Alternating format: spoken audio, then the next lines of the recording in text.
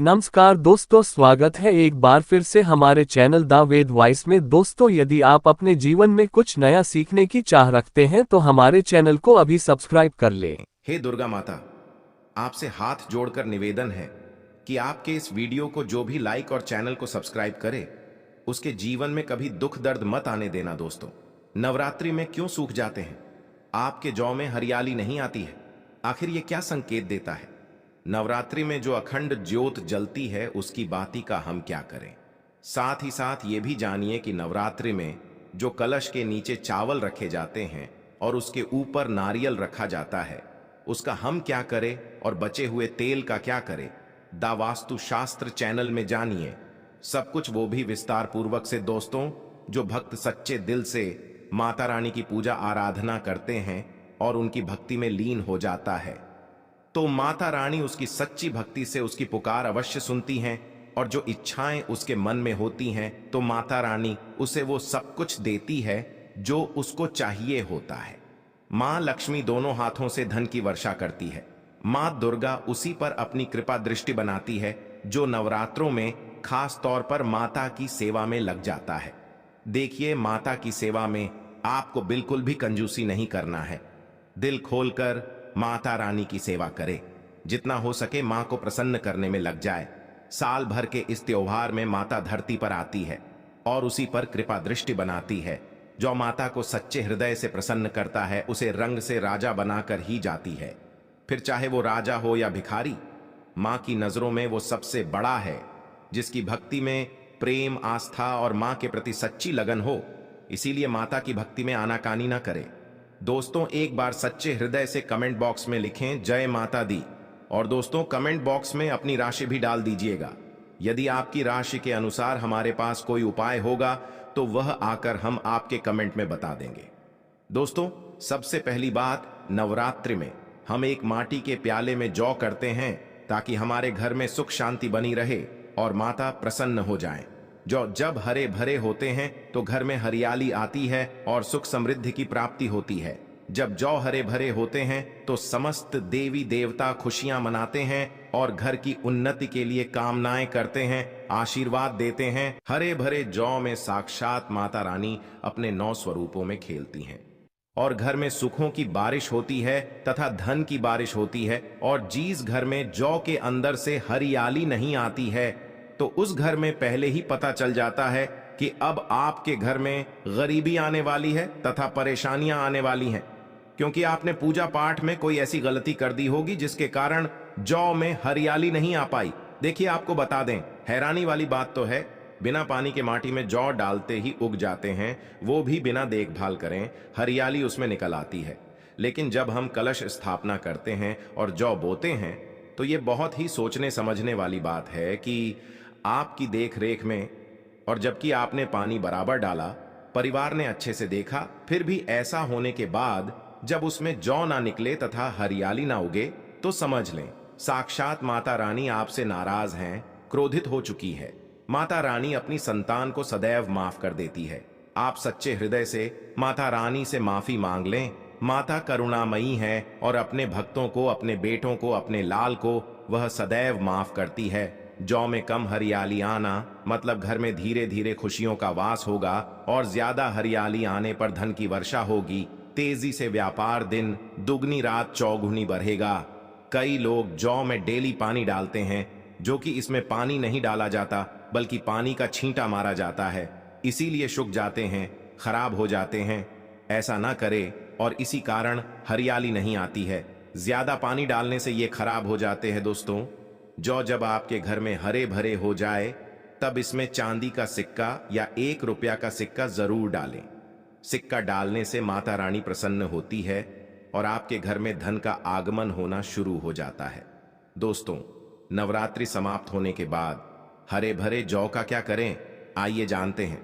पहली बात तो ये है कि इसमें जो आपने 1 रुपया का सिक्का डाला है उसे आप अपने धन रखने के स्थान पर रख लें। इससे धन में बढ़ोतरी होती है दोस्तों। और अंत में नवरात्रि समाप्त होने के बाद इन जौ में से थोड़े पत्ते माता रानी के प्रसाद के स्वरूप में पूरे परिवार को खिलाए। इसके पत्ते खाना बहुत ही शुभ और मंगलकारी माना जाता है। इसे जो भी खाता है वो जल्दी बीमार नहीं पड़ता। और बाकी आप इन जौ को गंगा में विसर्जित कर दें या नदी की धारा में छोड़ दें। इससे आपका व्रत संपूर्ण और सफल हो जाएगा। दोस्तों, कई लोग अपने घर में अखंड ज्योत जलाते हैं और जो बाती होती है तथा तेल बाती उसे कई लोग इधर उधर फेंक देते हैं या अपने घर में संभाल कर रख लेते हैं या फिर पानी में डाल देते हैं, जो कि इससे आपको कोई फायदा नहीं होता। जो अखंड ज्योति होती है उसे आप मामूली ना समझे।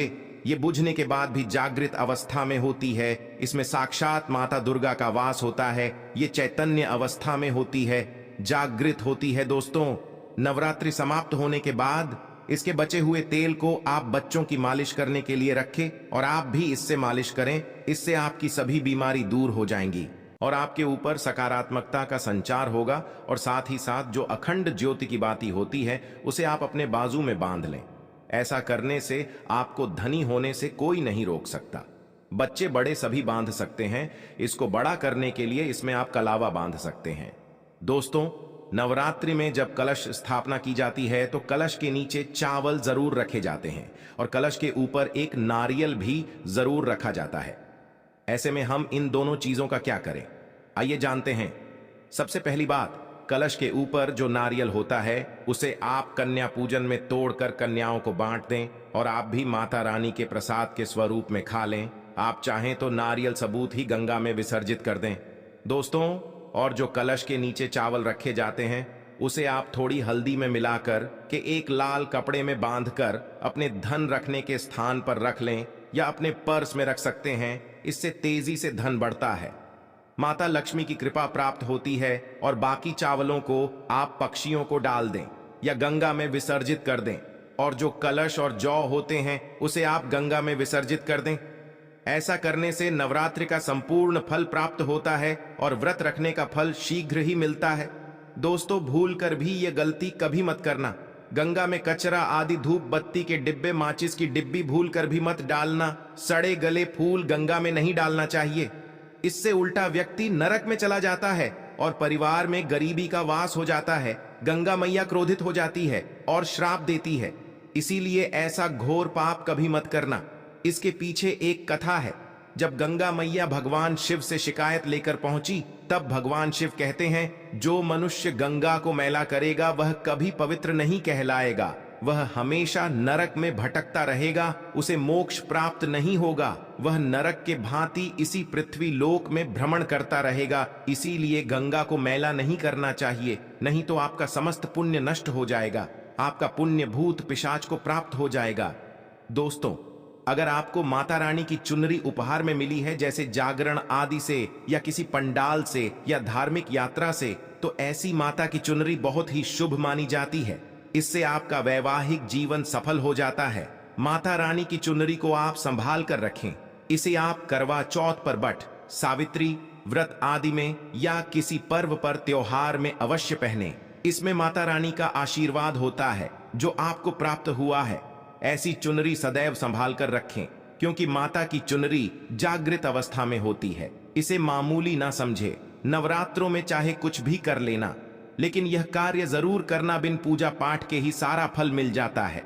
आप चाहें कुछ करें या ना करें, लेकिन नवरात्रों में यह एक काम जरूर कर लेना।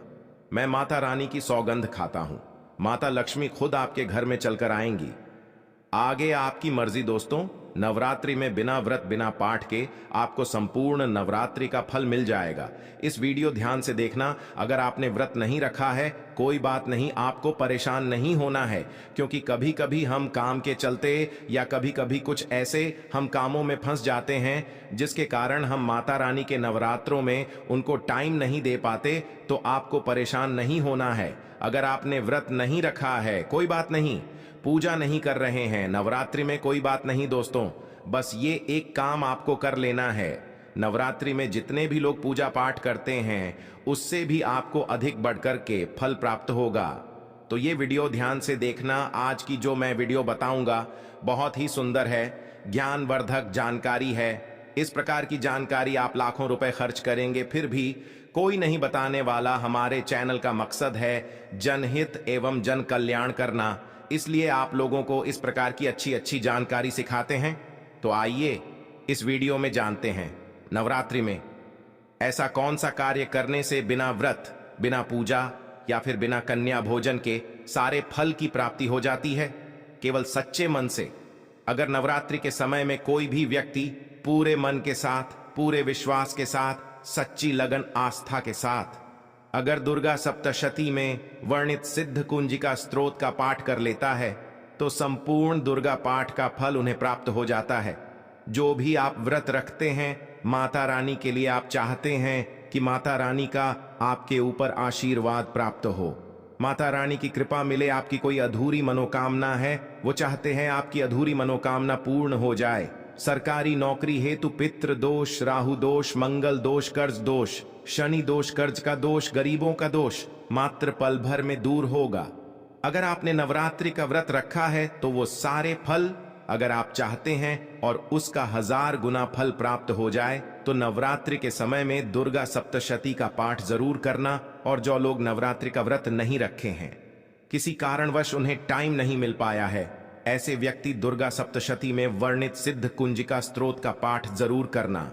पूर्ण रूप से आपको नव दुर्गा माता का पूजा पाठ करने से, नव दुर्गा के 9 दिन व्रत करने से, कन्या भोजन कराने से जो फल प्राप्त होता है दोस्तों, केवल इस पाठ को सच्चे मन से अगर एक दिन अगर आप जो है नवरात्रि के दिन एक दिन बस केवल आप जो है बैठ करके जप लेते हैं तो पूर्ण रूप से आपको फल प्राप्त हो जाता है।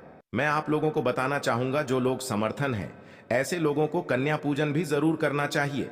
मैं कल की भी वीडियो में बताया हूं। अब कन्या पूजन का बेनिफिट क्या है तो माता रानी स्कंद पुराण में भी लिखा है और कई सारे हमारे जो है देवी पुराण में भी इसका वर्णन मिलता है। माता रानी जितना पूजा पाठ से प्रसन्न होती है उतना ज्यादा कन्या भोजन कराने से हो जाती है।